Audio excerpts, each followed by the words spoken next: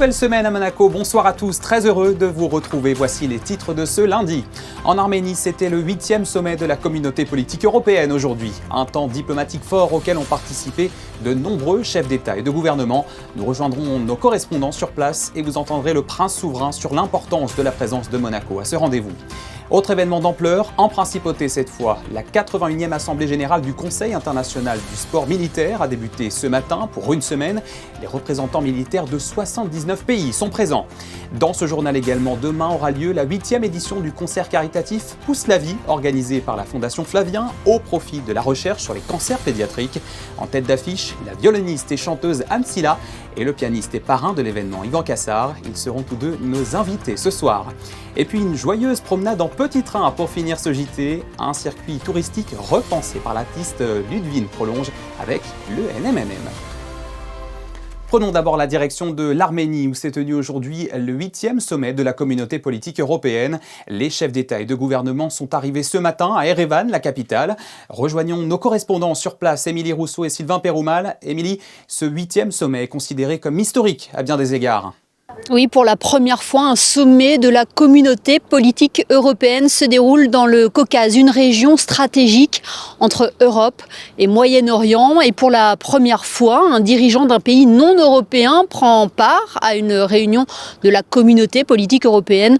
Le Premier ministre du Canada, Mark Carney, est présent ici à Erevan, ce qui rend donc cette 8e édition historique.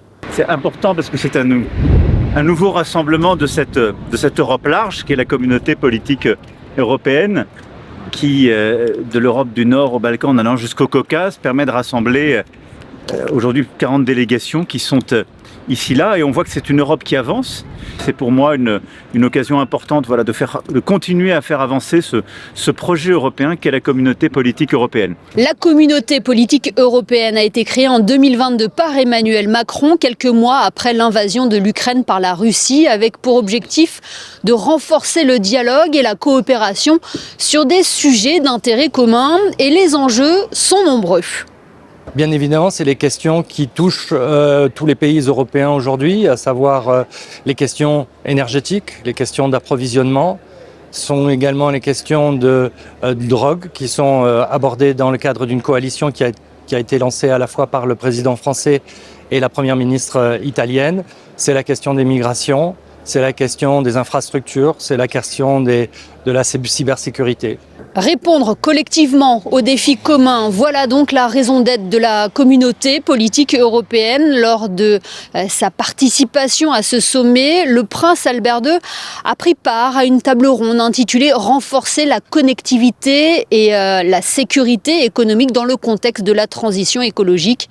Il a participé aussi à la session consacrée à la coalition européenne contre les drogues, initiative lancée lors du sommet de Copenhague en octobre 2025. Il a longuement été rappelé que ce sommet est une opportunité unique de dialogue européen et d'échange. C'est ainsi que le prince souverain s'est entretenu avec le président de la Roumanie qui a présenté son candidat au poste de secrétaire général de l'Organisation internationale de la francophonie avant de rencontrer le chef de gouvernement de la principauté d'Andorre, un autre petit État d'Europe. Ce genre de forums auxquels nous avons travaillé intensément pour y participer sont très très importants parce que c'est l'occasion pour nous aussi de faire sentir notre voix, notre réalité en tant que petit pays et pouvoir participer aussi des grandes décisions géopolitiques et stratégiques. Avant de quitter Erevan, le prince Albert II a échangé avec le Premier ministre irlandais qui a pu évoquer la future présidence de l'Irlande du Conseil de l'Union européenne qui débute le 1er juillet. C'est aussi Dublin qui accueillera le 9e sommet de la communauté politique européenne le 12 novembre prochain. Et à l'issue de ce 8e sommet de la communauté politique européenne, son Altesse Sérénissime, le prince Albert II, est revenu sur l'importance de la participation de la principauté à un tel événement. Je vous propose de l'écouter au micro d'Émilie Rousseau.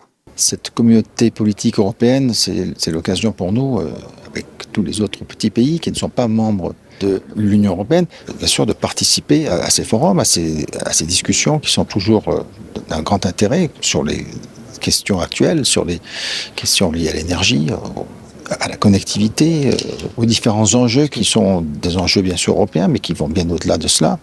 fait aussi qu'à ce forum, il y avait un invité, le Canada, donc un pays non européen.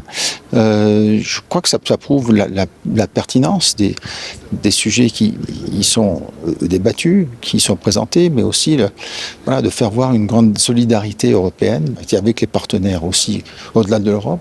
Et donc, je crois que c'est très important que la principauté puisse participer, même si nous ne sommes pas membres de l'UE, nous sommes quand même un pays européen et nous devons, à échéance régulière, participer à ces discussions et faire entendre notre voix sur tous ces sujets. Et je crois que c'est très important aussi, ça permet de mieux se connaître, d'avoir des échanges quelquefois informels avec les autres dirigeants, bien faire comprendre qu'on a les mêmes intérêts, qu'on a les mêmes sujets d'intérêt commun. La deuxième actualité majeure de ce lundi se déroule au Fairmont Monte-Carlo. De nombreux représentants militaires de 79 pays participent cette semaine à la 81e Assemblée Générale du CISM, le Conseil International du Sport Militaire, avec Peace and Sport. La cérémonie d'ouverture de l'événement avait lieu ce matin, vous le voyez sur ces images. Objectif, préparer les Jeux militaires mondiaux de 2027, malgré le climat militaire mondial très tendu. La paix par le sport sera donc une fois encore et plus que jamais au cœur des discussions. Restons dans la tradition militaire avec ce rituel d'hiver et d'été, le changement de tenue des carabiniers du Prince. Le passage à la tenue estivale avait lieu ce matin sur la place du Palais Princier, en même temps que la relève de la garde, un moment qui ne manque jamais d'attirer de nombreux spectateurs d'ici et d'ailleurs. Alexandra Pani et Lionel Bernardi sont remontés aux origines de cet instant de protocole. C'est un moment toujours marquant dans le calendrier de la Principauté qui mêle tradition et lancement de la saison estivale. Lors de la relève de la garde de ce lundi 4 mai, les carabiniers du Prince sont passés de la tenue d'hiver sombre à la blanche, plus adaptée au beau jour. Un souhait du prince Albert Ier, qui à l'époque avait souhaité que la garde puisse changer de tenue en été et en hiver pour se conformer aux conditions climatiques. Donc c'est de la tradition, on entretient cette tradition et on entretient aussi des conditions de travail optimales pour les carabiniers. Alors je parle des carabiniers, mais en fin de compte ce changement de tenue se fait aussi pour toutes les forces de la principauté. Donc c'est le colonel Levarot qui propose au souverain le changement de date. Et une fois que le souverain a validé, en fin de compte, toutes les forces, que ce soit donc la force publique, la sûreté publique, la pénitentiaire et aussi tout le gouvernement pour les apparitions changent de tenue. Malgré le ciel gris, le public était bien présent pour assister à 11h55 précisément à cette longue tradition. C'est annoncé, c'est attendu, parce que c'est exceptionnel de voir deux gardes différentes. Les enfants aussi, parce qu'on a quelques enfants du Rocher qui adorent être là. On a à cœur, nous, de travailler, pas tous les ans, mais de temps en temps avec notre tailleur, pour effectivement savoir s'il y a des progressions dans les textiles qui permettent aussi d'adapter l'utile à l'agréable. Une tradition qui allie donc histoire et confort de travail. Le prochain changement de tenue aura lieu à l'automne.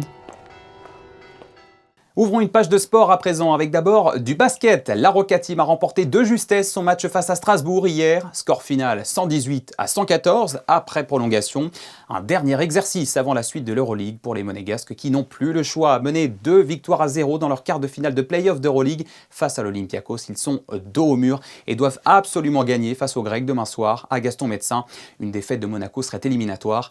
Écoutez l'état d'esprit du coach Manuchar Marikochvili et du pivot Kevarius Hayes à la veille de ce match. Ils sont au micro de Frédéric Elion. The most important thing will be about our defense because on the away game we really allow them to play their tempo, their rhythm, freely and offensively, and we could not resist. So I expect different phase tomorrow. We will try to give better physicality and have better mentality, and hopefully crowd will be also packed and will help us as they have done already throughout the whole season and years. So this is real do or die game, and we are back to the wall and we have to react. You know, we need to make them work a little bit more, especially on defensive end.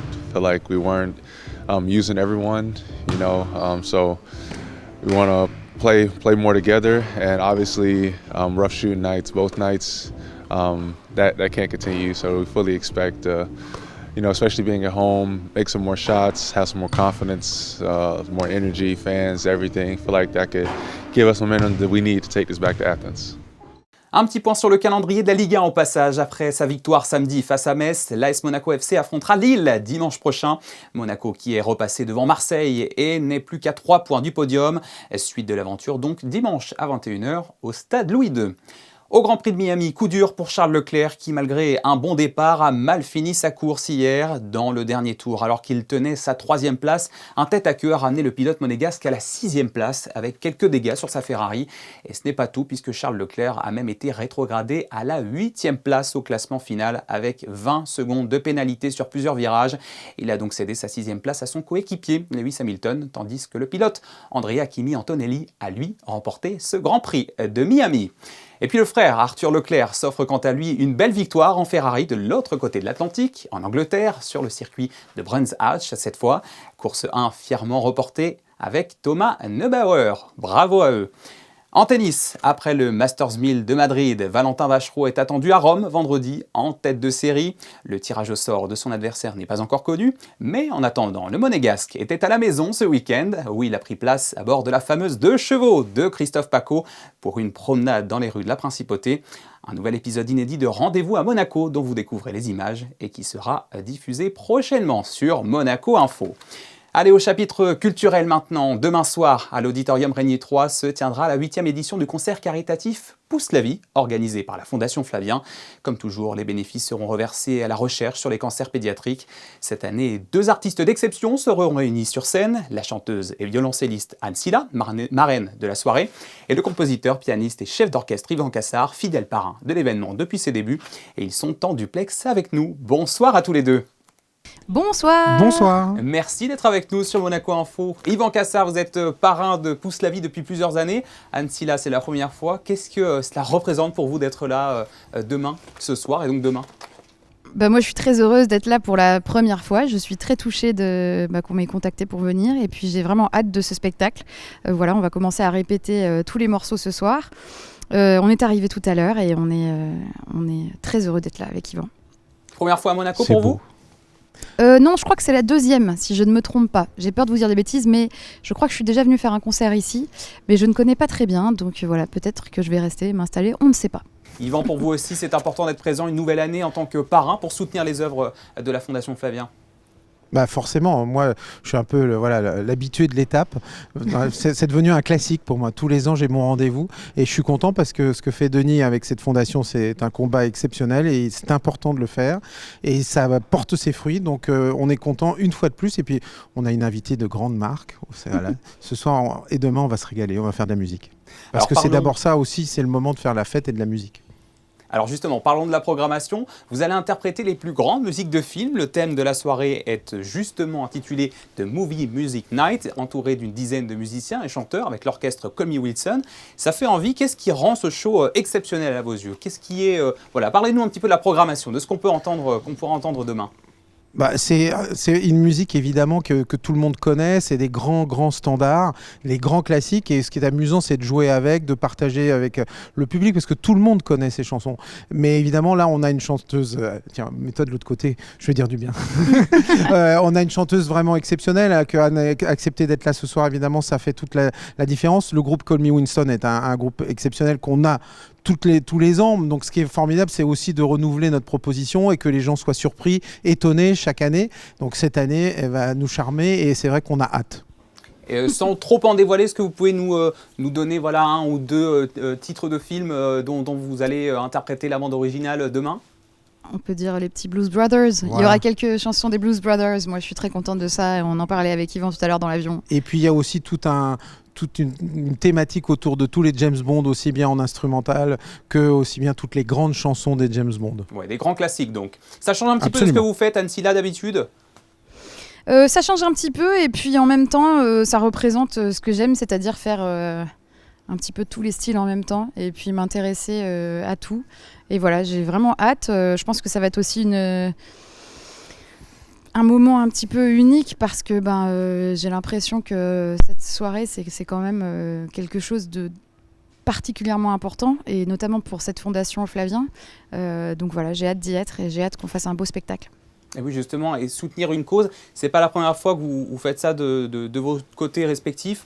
Il y a quelque chose de particulier aussi de rencontrer le public, de savoir que c'est pour une cause en particulier. Ça vous touche particulièrement? Forcément. D'abord, c'est le combat de cette fondation. Les enfants, ça nous touche encore plus.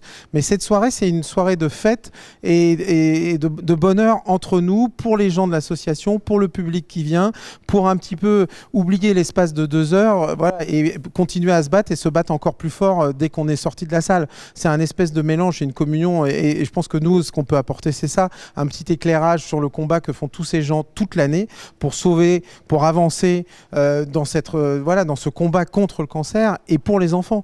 Donc nous, on est là pour faire cette petite bulle et puis faire notre métier, ce qu'on adore faire, être devant les gens, faire un spectacle. Mais est-ce que l'important, c'est d'abord qu'ils passent une belle soirée et puis après qu'ils disent « Ah bah oui, mais il faut combattre et il faut soutenir cette fondation ». Pour une soirée comme celle-ci, comment s'est construite votre collaboration? Comment est-ce qu'on prépare une soirée comme ça? Parce que bon, quand on est novice, on ne s'imagine pas tout le travail qu'il y a derrière, hein. Non, mais on a la chance de se connaître. C'est surtout beaucoup engueulé. Ouais. Non, mais moi, c'est vrai que je connais bien l'orchestre avec lequel on va jouer demain. Et avec Anne, on a déjà fait des concerts ensemble. On s'est vus, on a fait souvent de la musique dans plein de contextes extrêmement différents.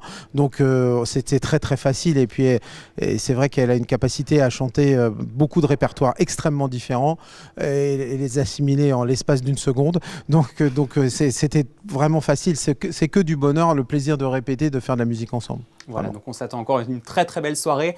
Merci à tous les deux, Anne Silla et Yvan Cassard, d'avoir répondu à nos questions sur Monaco Info à l'occasion donc de la 8e édition du concert caritatif Pousse la vie qui se tiendra donc demain soir, organisé par la Fondation Flavien. Merci à vous. Merci. Autre événement caritatif, hier, l'église du Sacré-Cœur a accueilli un concert à la gloire de Marie et au profit des persécutés chrétiens d'Orient. C'est l'association monégasque de l'ordre de Saint-Jean de Jérusalem qui en est à l'initiative. Au programme des œuvres de Mozart, Saint-Saëns ou encore Mascagni. Retour en images sur la soirée avec José Sacré et Alexandra Paolini.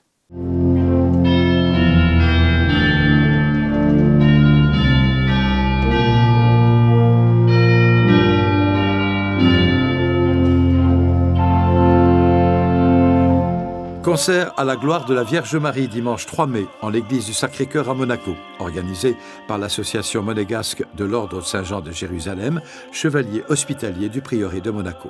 L'ordre de Saint-Jean, c'est le même ordre que l'ordre de Malte. Simplement, en 1803, on s'est séparés en deux. Nous sommes restés œcuméniques, comme on a toujours été. Et l'ordre de Saint-Jean, qui est devenu l'ordre de Malte, est resté uniquement chrétien romain. Voilà la différence. Nous sommes deux ordres très proches.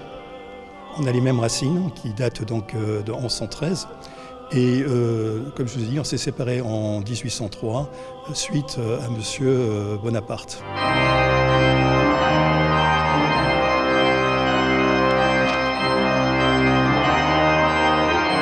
Au programme de ce concert, des œuvres pour ténor et orgue de Bohème, Mozart, Cherubini, Mascagni notamment, interprétées par Jean-Christophe Ornag, organiste titulaire de l'église du Sacré-Cœur, et le ténor international Frank Aspart. J'ai proposé cette formule avec Frank Aspart, ténor, une formule orgue et ténor, dans un répertoire lyrique, avec des œuvres qui méritent de retenir l'attention du public, qui sont oubliées aujourd'hui. J'ai toujours cette recherche d'un beau répertoire qui est délaissé aujourd'hui par beaucoup de mélomanes pour sortir un petit peu des tubes que tout le monde écoute sans arrêt. Alors, sur quel thème ce concert ?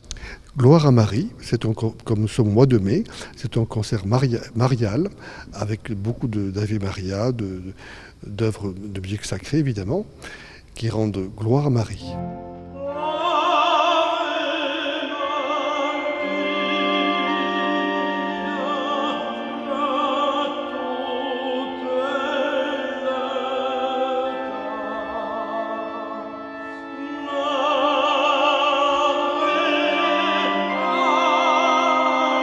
Oui, c'est un acte religieux puisque je dois rendre grâce, ça c'est évident pour moi. Et ça permet aussi d'éclairer le répertoire, ce répertoire qui est merveilleux, qui n'a jamais été trop joué parce qu'il ne faisait pas partie de l'accord publicitaire du moment, on va dire. Et donc il est bien évident de donner un petit peu chance à ce répertoire. Ce concert caritatif, plein d'émotion et de beauté, a été donné au profit des œuvres des chrétiens d'Orient.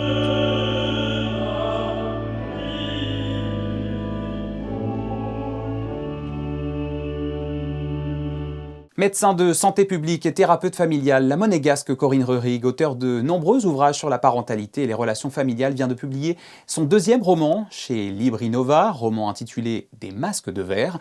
Elle l'a dédicacé à la bouquinerie. L'histoire nous emmène à Rouen. Écoutez les quelques autres détails de l'auteur au micro de Christine La Petite-Homelle. L'histoire d'une femme qui est la femme du maire de Rouen, mais qui ne se complaît pas du tout dans ce rôle, qui est un peu embarrassée, qui suit son mari mais sans vraiment avoir d'enthousiasme pour la vie politique, et qui, elle, aurait rêvé de faire du théâtre. Et elle est prof de français au collège Fontenelle à Rouen. Et un soir, lors d'un repas organisé par son mari lors des sénatoriales, puisqu'il a envie de devenir sénateur après la mairie, il y a un monsieur qui vient s'asseoir à côté d'elle, qu'elle ne connaît pas, et qui est un vieil avocat de la ville, qui est venu là pour elle, en fait. Parce que c'est un homme qui est veuf depuis 1 an. Il est désespéré de ce veuvage, parce que sa femme, il l'adorait, c'était sa vie entière. Et il se refuse à imaginer que cet amour va disparaître. Et donc, il cherche un passeur pour son histoire. Et il a vu par hasard Léa. Elle s'appelle Léa, la femme du maire. Il l'a rencontrée, il l'a vue et il a trouvé qu'elle avait la même lumière dans le regard que sa femme. Et donc, il s'est dit que c'était peut-être elle qui pouvait servir de passeur.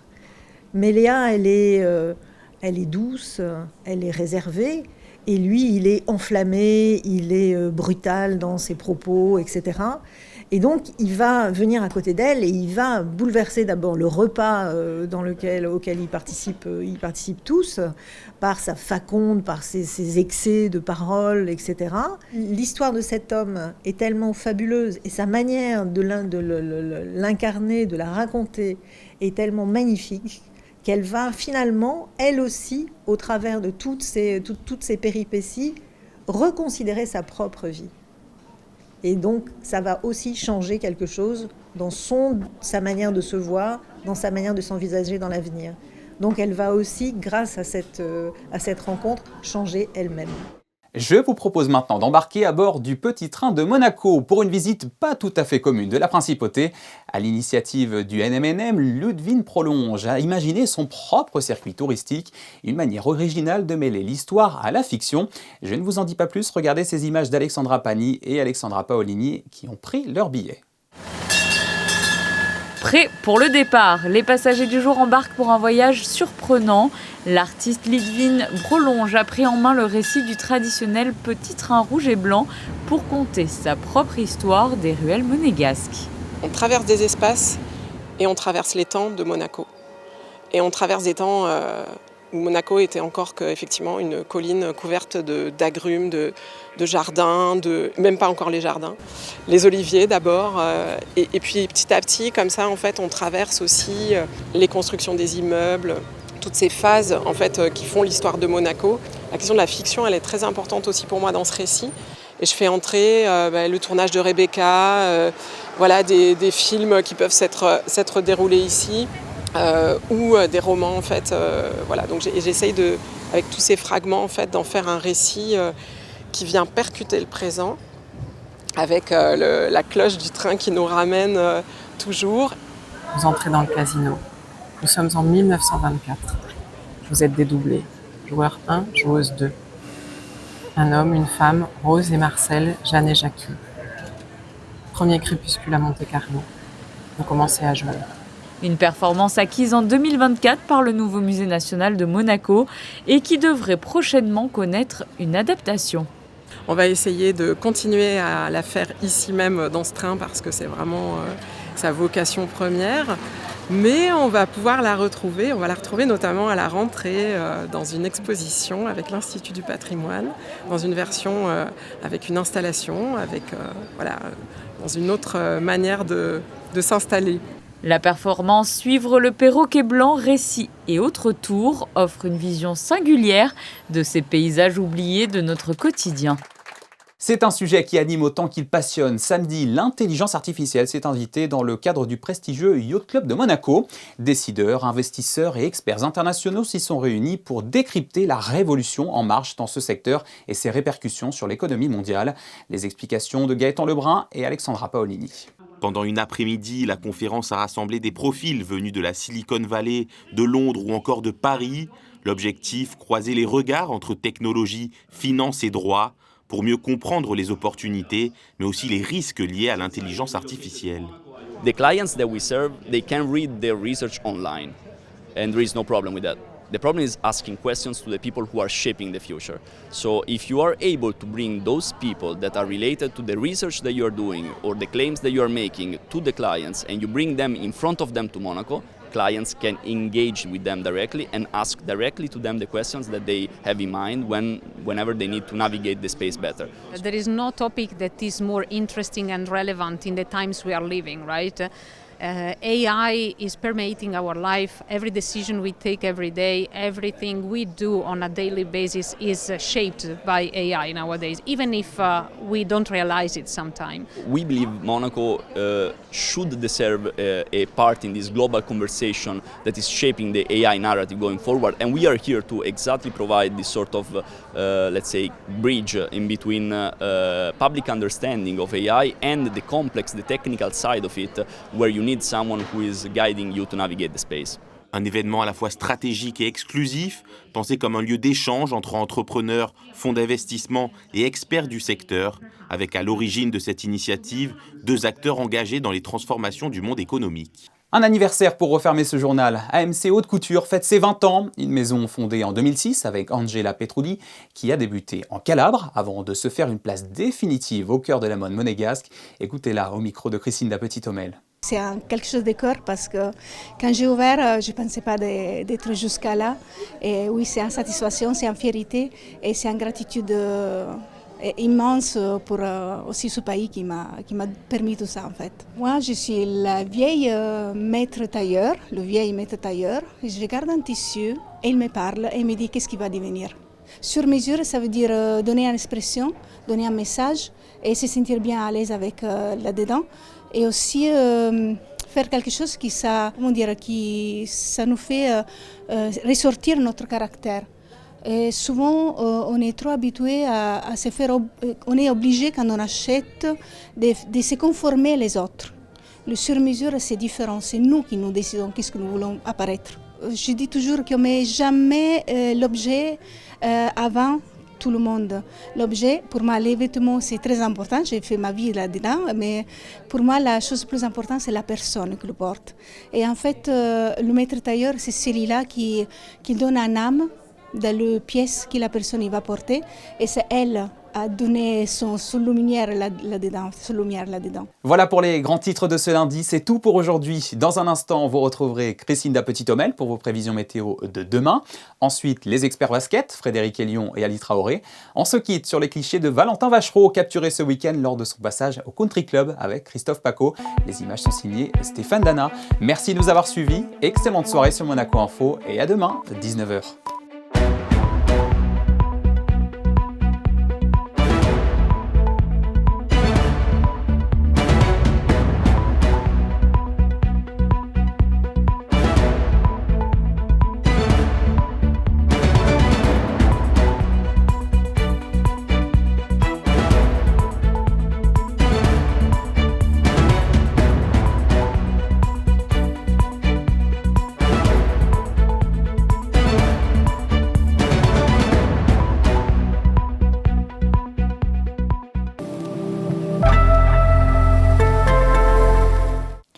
Bonsoir à tous, voici votre météo pour demain, une journée placée malheureusement sous le signe de l'instabilité. Dès le matin, le ciel sera chargé avec des averses possibles dans une ambiance plutôt fraîche, autour de 15 degrés. Au fil des heures, le temps restera très nuageux avec encore quelques passages pluvieux possibles. Les températures auront du mal à grimper, atteignant 18 degrés au meilleur moment de la journée, des valeurs de saison sur le littoral méditerranéen. Et puis sinon, demain, nous fêterons les Judith, un prénom d'origine hébraïque signifiant femme de Judée, une figure biblique connue pour son courage et sa détermination.